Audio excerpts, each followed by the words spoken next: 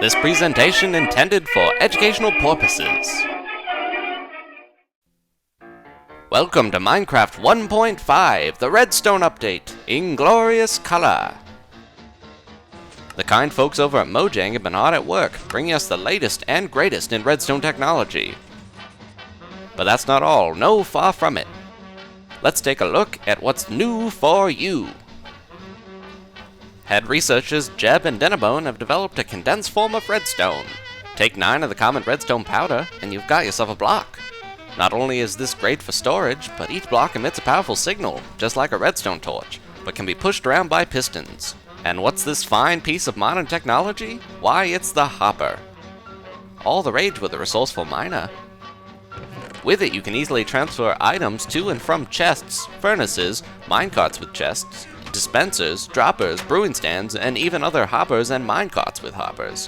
Why not just do it by hand? Well, these devices do more. They can automatically collect any drops that fall into their funnel. Swell!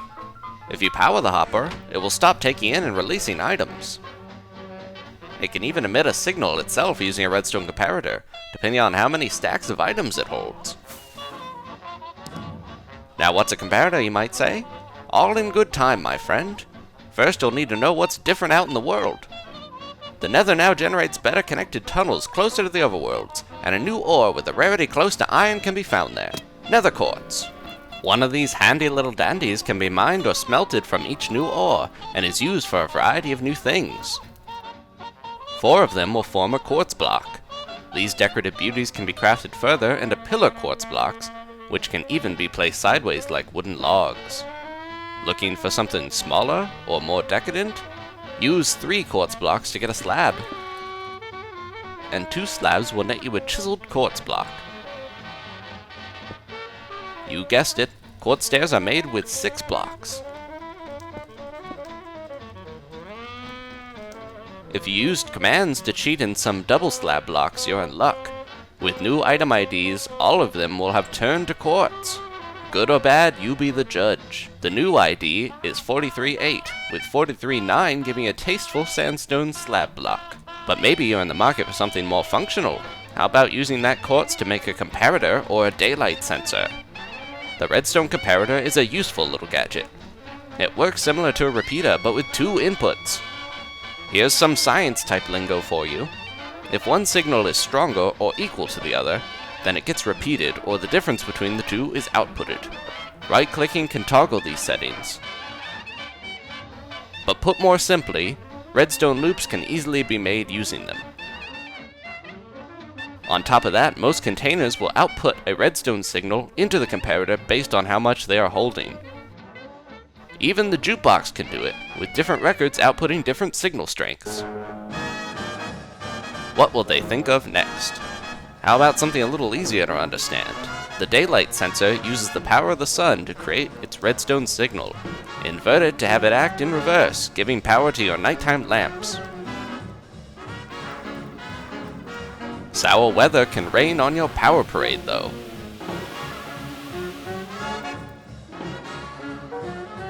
While you're out gathering some quartz, why not pick up the new Nether Brick? No, not the block, silly, the item. Smelt all your excess netherrack to make some, then craft it together to form good old-fashioned nether brick, like Mom used to make. Looking for a bit of mischief? Try out the new trapped chest. Simple to make yet hard to spot, these buttes give off a redstone signal when opened, which extends further if more than one person takes a peek inside. Look out for their red latch, or you might get hoodwinked. Perhaps more useful, you can place trap chests alongside their regular little brothers to create more compact storage rooms for the modern miner. Looking for other ways to cause some chaos? Try the minecart with TNT. The faster they go, the bigger they boom. They'll leave rails in the blocks below them intact, but take it from me, not much else. When piled up, these babies can really do some major damage, so handle with care. For a more controlled explosion, try the new Activator Rail. When powered, these will trigger the mobile TNT, so watch out if you see one. A trap can't be too far off. They're also useful for stopping a minecart with hopper from passing on its items. What are those, you say? Well, they're just like they sound. The carts can pick up items from containers as they go, but need to pass over a hopper in order to empty them. Minecarts with spawners have also sprung up, but need to be brought in through a world editor or such to appear. Also in the department of minecarts with things attached to them, minecarts with chests have replaced normal chests in abandoned mine shafts. Still with me? Let's talk about the dropper.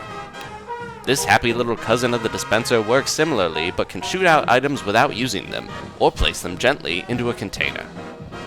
They can even fire up and down. But don't worry, the dispenser has learned this handy trick as well. And that's not their only new deal. Dispensers can now equip armor up to 1 block away, place and activate TNT, use bone meal on a sapling or crop in front of them, and start a fire or light a portal using a flint and steel. Speaking of bone meal, the stuff's been revamped. Each use picks a random stage of growth. It gives off spiffy green particles. While you're out watering the plants, take note that water with a source block of itself underneath it will no longer create unsightly ripples, at long last. Another modern marvel, the Wade pressure plate makes its debut in 2 fantastic flavors. They're both used to detect item drops, with the light or gold version reaching full redstone strength at 60 items, and the heavy or iron variety capping out when 600 items have amassed. Amazing!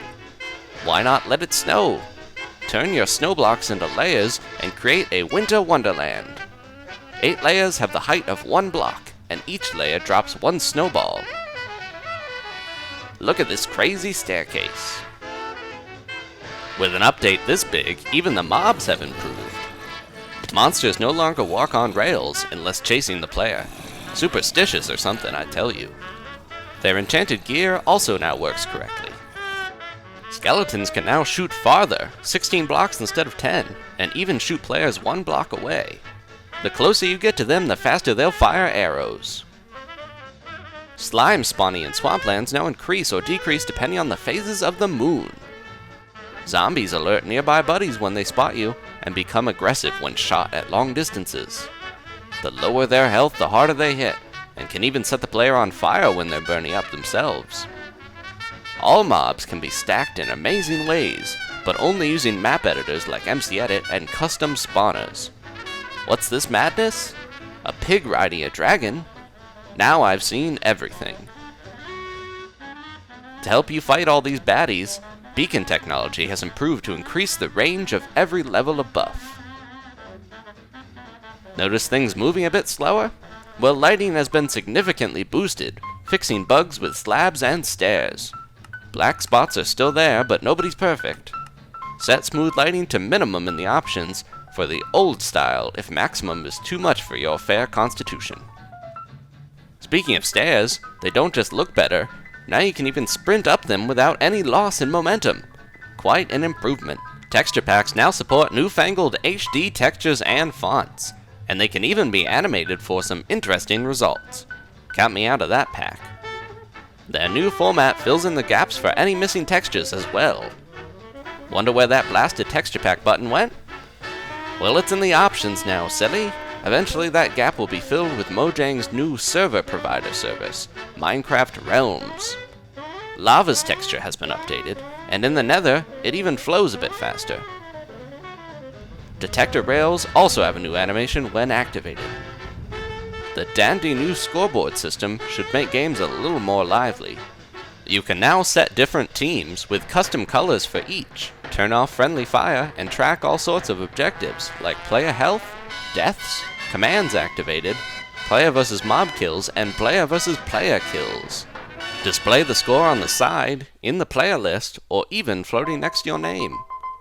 There's even an option for seeing friendly invisible players using NBT tags. And death just got a whole lot more interesting, with new detailed death messages. The chat will now tell you about the cause of death, who the deceased player was fighting at the time of death, as well as the name of the item used to kill them.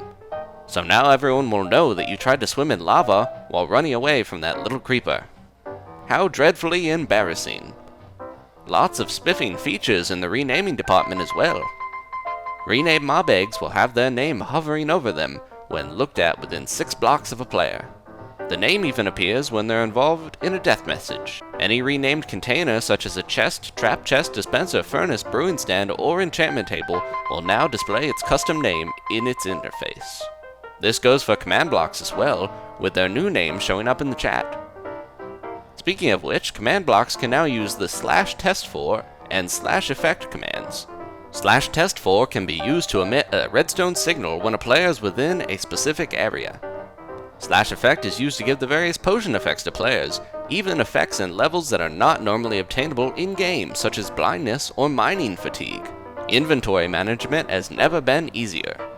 You can put on armor simply by right-clicking when holding it. Press Q when hovering over an item to drop it while in menu. If you have lots of little stacks of items, just double-click one to condense. If you drag a stack around, it will divide them up over each slot. By dragging with right-click, you can drop one item off as you go.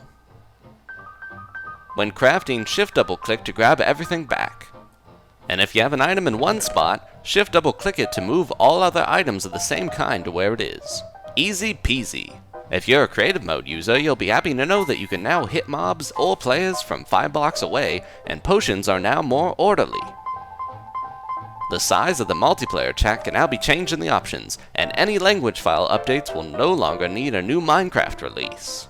Last but certainly not least, there are an astounding 105 bug fixes. I wouldn't believe it either if it weren't written in front of me. Just to name a few of the primarily redstone related bug fixes, players can now stay riding whatever they were on, such as boats or pigs upon logging out, and pick up the minecart they were on. Achievements stay even after updating. Animals only eat as much as they need to breed. Baby mobs have the right collision box. Levers can be placed without redirecting themselves. Logging in and joining servers is now quicker. And changing items mid-block break doesn't reset progress. So that's it, guys and gals, the redstone update in a nutshell. Well, it was a rather large nut to crack, but you get the gist. Thanks for watching, folks. Don't hesitate to like this presentation if you found it helpful, and go have fun in the ever-changing world of Minecraft.